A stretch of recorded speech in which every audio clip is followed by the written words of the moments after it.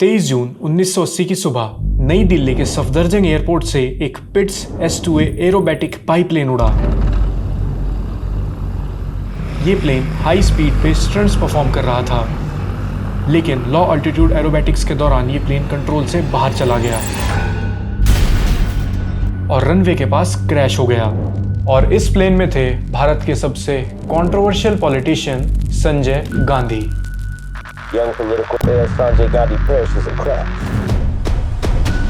संजय गांधी उन political leaders में से हैं जिन्होंने भारत के पॉलिटिकल लैंडस्केप को पूरी तरीके से बदल दिया था। आखिर ये मुल्क है क्या? ये जो हिंदुस्तान है ये है क्या? जो हिंदुस्तान की जनता है वो हिंदुस्तान है।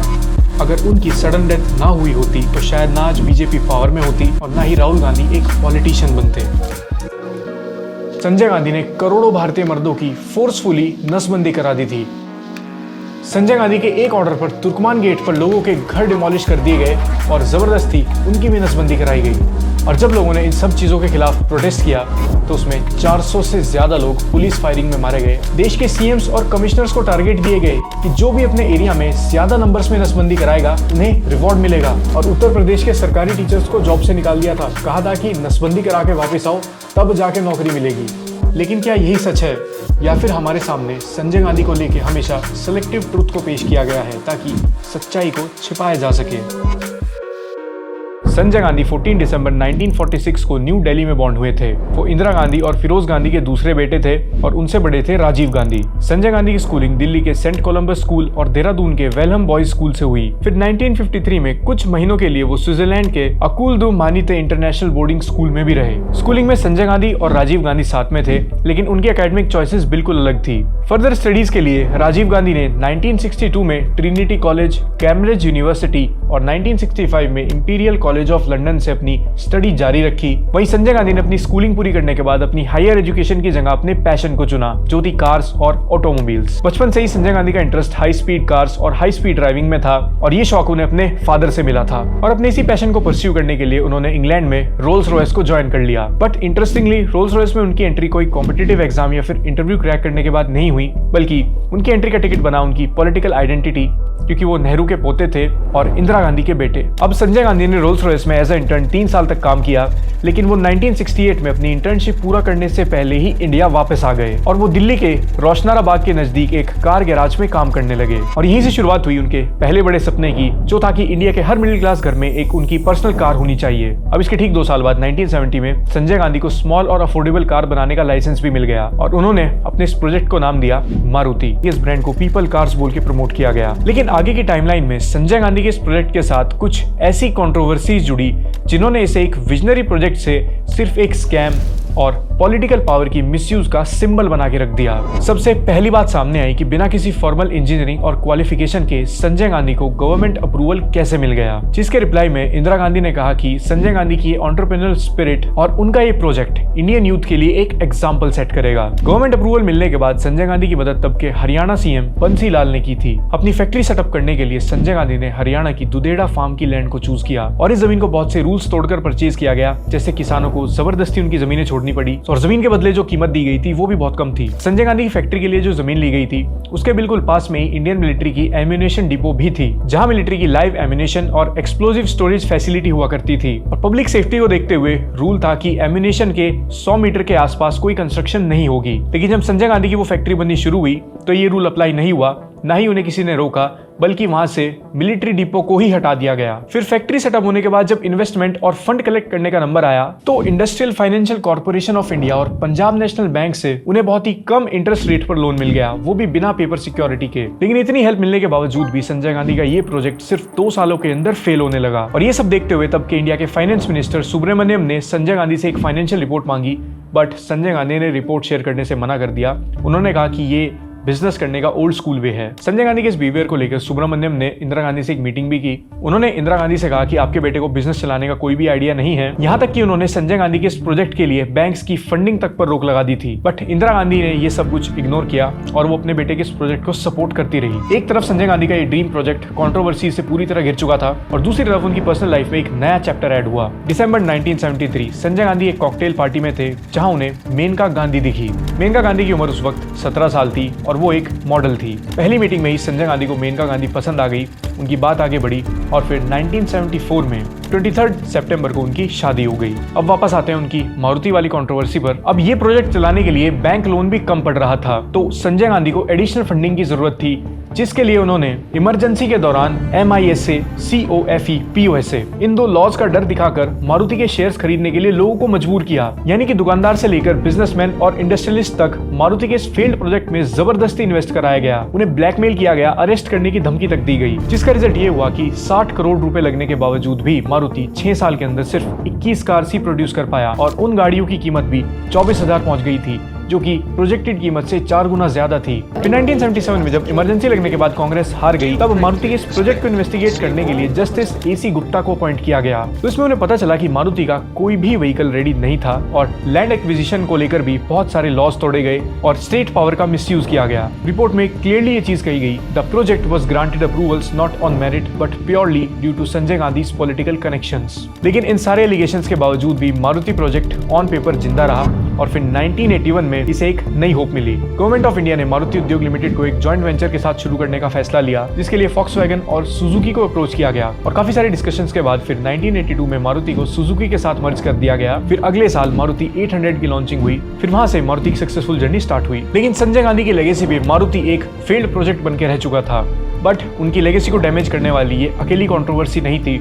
इसके आगे जो होने वाला था उसका इम्पैक्ट कांग्रेस पार्टी की लेगेसी पे हमेशा के लिए पड़ गया और शायद आज के पॉलिटिकल लैंडस्केप को भी शेप करने में उस चीज का बहुत बड़ा हाथ था। 25 जून 1975 में जब देश के अंदर इमरजेंसी घोषित हुई, तब PM इंदिरा गांधी ने अपने 20 पॉइंट प्रोग्राम को लॉन्च किया था, जिसमें गरीबी खत्म करने से लेकर मेजर सोशल रिफॉर्म्स की बात की गई। लेकिन दूसरी तरफ लोगों की आजादी छीन ली गई थी।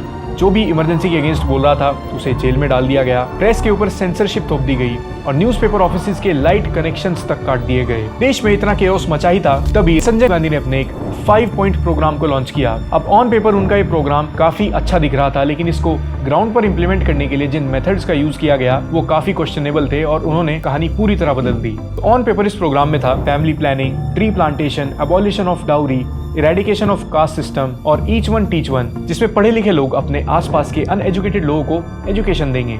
कहा जाता है कि उस वक्त इंदिरा गांधी संजय गांधी के ऑर्डर्स को काफी रिस्पेक्ट दिया करती थी, भले ही वो कितने भी कंट्रोवर्शियल हों, और जो भी संजय गांधी के ऑर्डर्स फॉलो नहीं करते थे उन्हें पोस्ट से हटा दिया जाता था, भले ही वो कितने भी सीनियर मिनिस्टर्स या ऑफिसर्स क्यों ना हों। IAS ऑफिसर आनंद स्वरूप, जस्टिस जगन मोहन लाल सिन्हा, दिल्ली के चीफ जस्टिस, ऐसे ही और भी बहुत सारे IAS, IPS और जजेस थे जिन्हें इमरजेंसी के दौरान संजय गांधी के ऑर्डर्स फॉलो ना करने पर या तो ट्रांसफर कर दिया गया या उन्हें प्री मैच्योर रिटायरमेंट दे दी गई। और इसी वक्त संजय गांधी ने अपना सबसे कंट्रोवर्शियल ऑर्डर भी रिलीज किया, जो था लोगों की नसबंदी करवाना। उन्होंने एक बहुत बड़ा स्टेरिलाइजेशन कैंपेन लॉन्च किया। स्टेरिलाइजेशन कैंपेन से कांग्रेस के लीडर्स भी खुश नहीं थे, जैसे मोरारजी देसाई और जगजीवन राम जैसे लीडर्स ने कांग्रेस पार्टी से अलग होने का फैसला ले लिया, लेकिन इस चीज ने संजय गांधी के डिसीजन को बिल्कुल भी इन्फ्लुएंस नहीं किया। वो अपनी जिद पर अड़े रहे। उनका टारगेट था 1980 तक इंडिया का बर्थ रेट 1.4 हो जाना चाहिए, जिसके लिए उनकी नजरों में ये स्टेरिलाइजेशन कैंपेन बहुत जरूरी था। अपने इस टारगेट को पूरा करने के लिए उन्होंने बहुत सारे तरीके अपनाए, जैसे गवर्नमेंट एम्प्लॉय को स्टेरिलाइजेशन यानी नसबंदी करवाने के लिए एडिशनल 1 महीने की सैलरीज दी गई और जिन लोगों ने लोन लेने के लिए अपने पेपर्स लगाए थे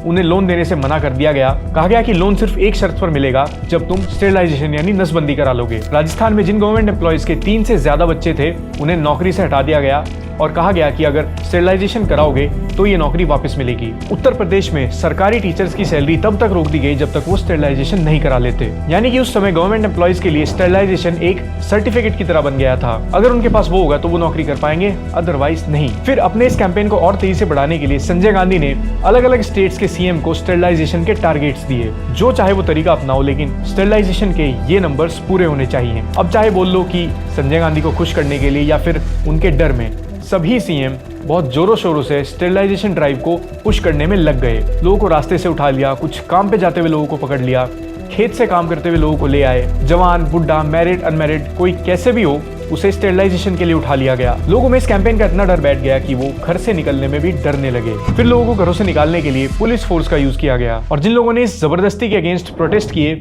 उन्हें पुलिस एक्शन का शिकार होना पड़ा। प्रोटेस्ट में भी कुछ लोगों के मरने की बात सामने आई थी। स्टेरिलाइजेशन के बाद भी कई लोगों में इन्फेक्शंस और डेथ के केसेस सामने आए और जब इंदिरा गांधी को ये सब पता चला तो उन्होंने कहा था कि इतने बड़े कैंपेन में छोटे मोटे इंसिडेंट्स होना तो एक आम बात है, यानी वो संजय गांधी के इस डिसीजन के पूरे सपोर्ट में थी। संजय गांधी भी अपनी बात पर बने रहे। जिन टाउन्स और गाँव में उन्हें स्टेरिलाइजेशन के अच्छे नंबर मिले, उन्होंने वहाँ के कमिश्नर्स को गोल्ड मेडल्स भी दिए। अब इस स्टेरिलाइजेशन कैंपेन से पहले सरकार ने कई बार पॉपुलेशन कंट्रोल करने की कोशिश की थी, लेकिन ग्राउंड पर इंप्लीमेंटेशन एकदम जीरो रहा। 1951 से लेकर 75 तक 5 5 ईयर प्लान्स में फैमिली प्लानिंग को टारगेट किया गया था, जिसमें अच्छा खासा पैसा खर्च किया गया, लेकिन स्टेरिलाइजेशन के नंबर बहुत कम थे और पॉपुलेशन भी तेजी से बढ़ रही थी। जिसके बाद संजय गांधी ने अपने तरीके से स्टेरिलाइजेशन ड्राइव चलाई और उसके बाद नंबर्स बहुत ज्यादा जंप करे। अकेले 1975 में 13 लाख, 76 में 26 लाख और 1977 में 81 लाख का स्टेरिलाइजेशन किया गया, जबकि 1951 से लेकर 75 तक यानी इन 25 सालों में सिर्फ 70 लाख लोगों का ही स्टेरिलाइजेशन हुआ था। अब नंबर्स के मामले में भले ही ये कैंपेन सक्सेसफुल साबित रहा हो, लेकिन उनके पॉलिटिकल करियर पर इसका बहुत बुरा इंपैक्ट पड़ा और ग्राउंड पॉलिटिक्स पर भी उनका ये डिसीजन एक बहुत बड़ा डिजास्टर साबित हुआ। इसके बाद जनता और सीनियर लीडर्स दोनों ही कांग्रेस से दूर होने लगे। इंडिपेंडेंस के 30 साल बाद 1977 में ऐसा हुआ कि देश में नॉन कांग्रेस गवर्नमेंट बनी हो। इसी के बाद यूपी, बिहार और साउथ इंडिया में डिफरेंट पॉलिटिकल पार्टीज का राइज भी शुरू हो गया। जनता पार्टी से बीजेपी निकली और आगे चलकर ये कांग्रेस की सबसे बड़ी राइवल बनी। स्टेरिलाइजेशन कैंपेन के बाद संजय गांधी का दूसरा बड़ा कंट्रोवर्शियल एक्शन रहा जामा मस्जिद और तुर्कमान गेट के पास स्लम एरिया को डिमोलिश करना। इमरजेंसी के दौरान हुए इंसिडेंट्स पर बेस्ड अशोक चक्रवर्ती की book the struggle with in में इस डिमोलिशन के बारे में लिखा है कि जब 1976 में संजय गांधी ने तुर्कमान गेट के आसपास विजिट किया तो उन्होंने उस एरिया में बहुत सारे स्लम्स और झुग्गी झोपड़ी देखी और संजय गांधी को ये चीज़ पसंद नहीं आई कि जामा मस्जिद के पास एक ऐसा स्लम एरिया भी है और तुर्कमान गेट के पास ज़्यादातर रिक्शा चलाने वाले या फिर सब्जी बेचने वाले लोग रहा करते थे। लेकिन संजय गांधी ने सिटी ब्यूटिफिकेशन का एक हवाला दिया और उन लोगों को वहाँ से उखाड़ देने का ऑर्डर दे दिया। तुर्कमान गेट पर पहला बुलडोजर आया, उसने बाहरी एरिया को साफ किया। फिर बाद में यहाँ के लोगों को पकड़कर स्टेरिलाइजेशन कैंप्स में ले जाया जाने लगा। इसके बाद लोग इस फोर्सफुल स्टेरिलाइजेशन से बहुत नाराज हो गए। बाद में यही गुस्सा तुर्कमान गेट के आसपास के एरियाज जैसे चांदनी चौक और जामा मस्जिद के लोगों में भी फैलने लगा, जिसका नतीजा हुआ कि बुलडोजर्स को रोकने के लिए लोगों ने प्रोटेस्ट करने शुरू कर दिए। 19 अप्रैल तक तो हालत ऐसी हो गई थी कि तुर्कमान गेट के आसपास जो भी प्रोटेस्टर्स थे, पुलिस ने उन पर फायरिंग शुरू कर दी। घंटों तक चली इस फायरिंग में कई लोगों की डेथ हुई और बुक के अकॉर्डिंग माना जाए तो 400 से ज्यादा लोग इस अटैक में मारे गए थे और 1000 से ज्यादा लोग इंजर्ड हो गए थे। सिचुएशन ऐसी थी कि जमीन पर पड़े लोगों को बुलडोजर पर उठाकर दूसरी जगह ले जाया गया। फिर इस इंसिडेंट के कई सालों बाद शाह कमीशन ने संजय गांधी समेत Jagmohan Tamta, commissioner of municipal corporation, Pritam Singh Binder, deputy inspector general of police, इन्हें इस इंसिडेंट का दोषी माना गया, लेकिन इन लोगों पर कोई एक्शन नहीं हुआ। तुर्कमान गेट के बाद संजय गांधी ने दिल्ली के बाकी स्लम एरियाज को भी डिमोलिश करने के ऑर्डर्स दे दिए थे, जिसकी वजह से हजारों लोग सिटी से बाहर जाने के लिए मजबूर हो गए। लेकिन उन समय पे इन इंसिडेंट्स को किसी भी मीडिया ने कवर नहीं किया था।